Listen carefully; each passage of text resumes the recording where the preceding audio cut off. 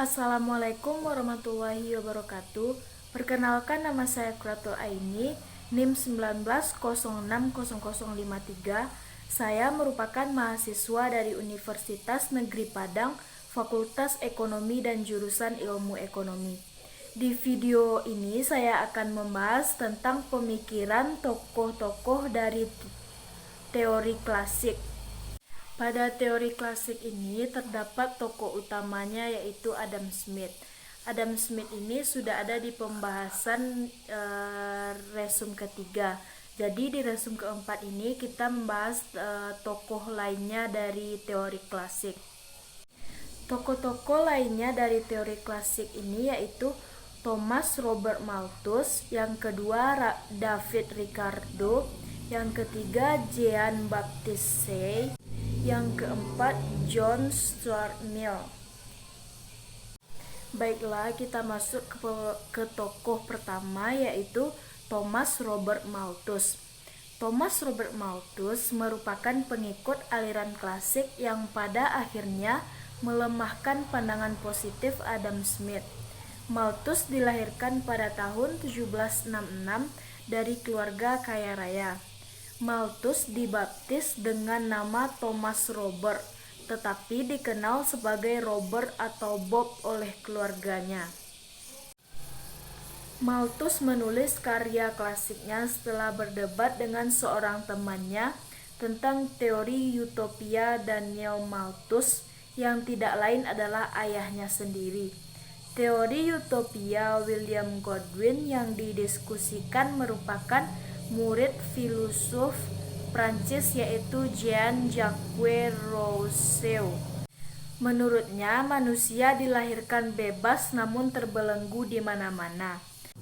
Dalam buku karya Malthus, Essay on the Principle of Population, banyak dipengaruhi oleh pemikiran Smith.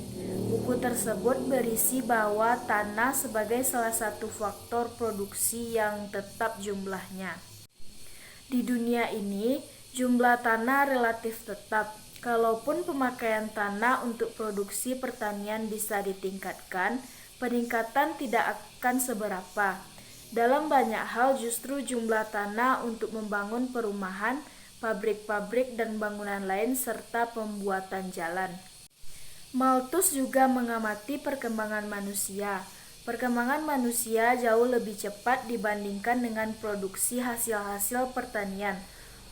Manusia berkembang sesuai dengan deret ukur geometric progression dari 2 ke 4, 8, 16 dan seterusnya. Karena perkembangan jumlah manusia jauh lebih cepat dibandingkan dengan pertumbuhan hasil-hasil pertanian, maka Malthus meramalkan bahwa suatu ketika akan terjadi malapetaka atau disaster yang akan menimpa umat manusia. Berbagai masalah dalam masyarakat akan timbul sebagai akibat adanya tekanan penduduk tersebut, yang pada gilirannya menyebabkan tekanan berkelanjutan terhadap standar hidup manusia, baik dalam artian ruang maupun output. Jadi, apa yang bisa dilakukan manusia agar terhindar dari berbagai persoalan ekonomi dan masyarakat? Dalam Essay on the Principle of Population, Malthus menguraikan bahwa yang pertama, jumlah penduduk akan selalu bertambah dengan bertambahnya jumlah alat pemuas kebutuhan. Yang kedua, jumlah penduduk dapat dihambat atau tidaknya alat-alat pemuas kebutuhan.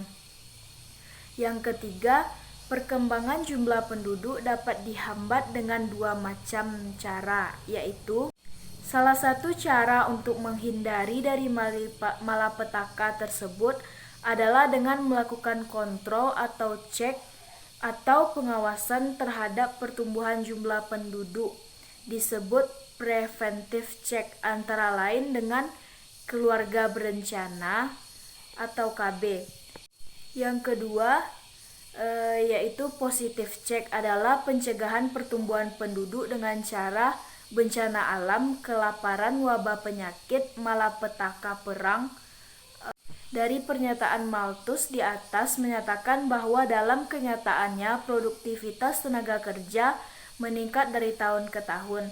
Teori-teori yang dikemukakan Malthus lama-kelamaan menimbulkan hal yang bersifat kontroversial dalam kehidupan selanjutnya. Sehingga banyak ekonom yang mengkritik pendapat Malthus tersebut. Kritik terhadap teori Malthus tersebut adalah yang pertama, perbandingan antara kenaikan jumlah penduduk dengan kenaikan jumlah alat pemuas kebutuhan seperti apa yang dikemukakan oleh Malthus adalah bersifat hipotetis, yaitu tidak nyata. Yang kedua, Malthus mengabaikan bahwa manusia, yaitu perempuan, hidup tidak hanya menghasilkan keturunan saja, tetapi juga berkarir. Yang ketiga, Malthus mengabaikan perkembangan teknologi, yaitu teknologi dalam bidang pertanian dan kesehatan. Yang keempat, teori Malthus bersifat hipotesis semata. Yang kelima, pendapat Malthus bersifat oversimplification. Tokoh yang kedua yaitu David Ricardo.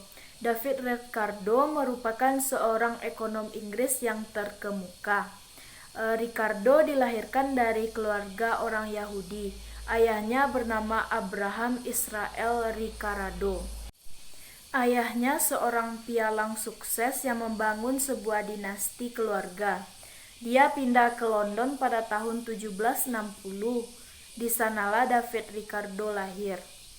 Minatnya pada ilmu ekonomi pada tahun 1799. Ketika tinggal di Bath saat membaca Wealth of Nations sekitar tahun 1810-an, meninggalkan bursa saham dan menulis secara teratur tentang persoalan ekonomi. Pada tahun 1817, ia mempublikasikan dengan sebuah buku dengan judul On the Principle of Political Economy and Taxation. Sumbangan David Ricardo dalam ilmu ekonomi yaitu David Ricardo sependapat dengan Smith bahwa labor memegang peran penting dalam perekonomian.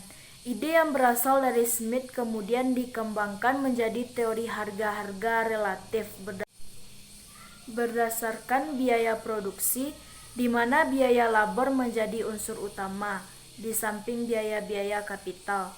Kapital mendapat perhatian yang cukup besar dalam analisis Ricardo sebab kapital tidak hanya mampu meningkatkan produktivitas labor, tetapi juga berperan dalam mempercepat proses produksi sehingga hasil produksi dapat cepat dikonsumsi. Kalau ada perbedaan Smith dengan Ricardo hanya dalam penekanan. Smith lebih menekan masalah kemakmuran bangsa dan pertumbuhan, sedangkan Ricardo lebih memperhatikan masalah pemerataan pendapatan di antara berbagai golongan dalam masyarakat. Dalam buku The Principle of Political Economy and Taxation, Ricardo mengatakan beberapa teori antara lain teori sewa tanah, teori nilai kerja, teori upah alami, teori uang, dan teori keuntungan komparatif dari perdagangan internasional. Dalam teori sewa tanah, Ricardo menjelaskan jenis tanah berbeda-beda. Ada yang subur, kurang subur, hingga tidak subur sama sekali. Produktivitas tanah yang subur lebih tinggi dan dengan demikian menghasilkan satu satuan unit produksi diperlukan biaya rata-rata dan biaya marginal yang rendah. Makin rendah tingkat kesuburan tanah, jelas makin tinggi pula biaya rata-rata dan biaya marginal untuk mengolah tanah tersebut.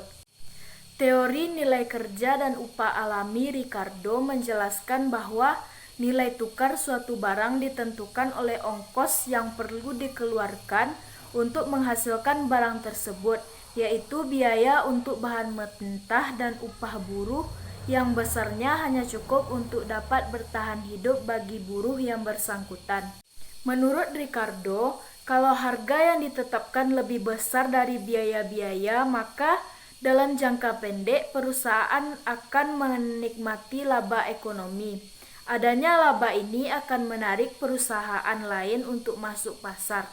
Masuknya perusahaan baru berarti produksi akan meningkat dan sebagai akibatnya akan terjadi kelebihan produksi di pasar. Kelebihan penawaran barang ini akan mendorong harga-harga turun kembali kepada keseimbangan semula. Karena biaya-biaya bahan mentah relatif konstan, maka Ricardo menyimpulkan bahwa paling menentukan tingkat harga adalah tingkat upah alami yang besarnya hanya cukup agar para buruh dapat bertahan hidup. David Ricardo memiliki kehebatan dalam melakukan analisis ekonomi, juga paling banyak mendapat kecaman, sebab dalam melakukan analisis ia sering bersikap tegas dan dingin, dan sebagai akibatnya ilmu ekonomi kemudian sering dikritik sebagai dismal science. Ilmu ekonomi kemudian diejek sebagai ilmu yang tidak berperasaan, sebab dalam melakukan pembahasan para pakar seperti Ricardo berusaha lebih banyak menggunakan rasio dan menghindari unsur perasaan. Tokoh yang ketiga yaitu Jean-Baptiste Say. Kontribusi Say yang paling besar terhadap aliran klasik ialah pandangan yang mengatakan bahwa setiap penawaran akan menciptakan permintaan sendiri. Pendapat Say disebut hukum Say. Hukum Say didasarkan pada asumsi bahwa nilai produksi selalu sama dengan pendapatan. Menurut Say, peningkatan produksi akan selalu diiringi pula oleh peningkatan permintaan. Jadi dalam perekonomian yang menganut pasar persaingan sempurna, tidak akan terjadi kelebihan penawaran. Kalaupun terjadi, sifatnya hanya sementara. Pasar lewat tangan tak kentara akan mengatur dirinya kembali ke arah keseimbangan. Tokoh yang keempat yaitu John Stuart Mill. Dalam Principle of Political Economy, pandangan-pandangan klasik disempurnakan dan diberi sentuhan yang lebih manusiawi. Di tangan Mill ini, individualisme tidak lagi tampil kasar dan kaku. Sebagai sesama kaum klasik, Mill menentang pihak-pihak yang menuduh paham laissez-faire sebagai ilmu yang menyedihkan dan muram, dan menuduh teori upah Ricardo sebagai upah besi.